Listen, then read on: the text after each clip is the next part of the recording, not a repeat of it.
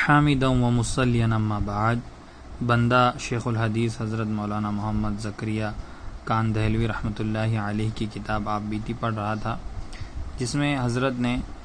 طلباء مدارس کے لیے خاص طور پر اور تمام طلباء کرام کے لیے ایک بڑی قیمتی اور اہم نصیحت اپنے والد حضرت مولانا محمد یحییٰ صاحب سے نقل کی ہے۔ فائدے کی غرض سے اس کو نشر کیا جاتا ہے۔ حضرت فرماتے ہیں کہ میرے والد صاحب نور اللہ مرقدہ کے یہاں سب سے زیادہ شدت ترک تعلقات پر تھی۔ ان کا مقولہ جو بار بار انہوں نے ارشاد فرمایا یہ تھا کہ آدمی چاہے کتنا ہی غبی اور کن ذہن ہو، اگر اس میں تعلقات کا مرض نہیں تو وہ کسی وقت ذی استعداد بن کر رہتا ہے، اور آدمی چاہے جتنا بھی ذی استعداد، ذہین اور علم کا شوقین ہو،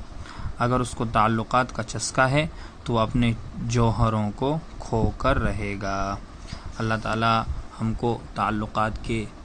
کم کرنے اور علم کے زیادہ حاصل کرنے کی توفیق عطا فرمائے۔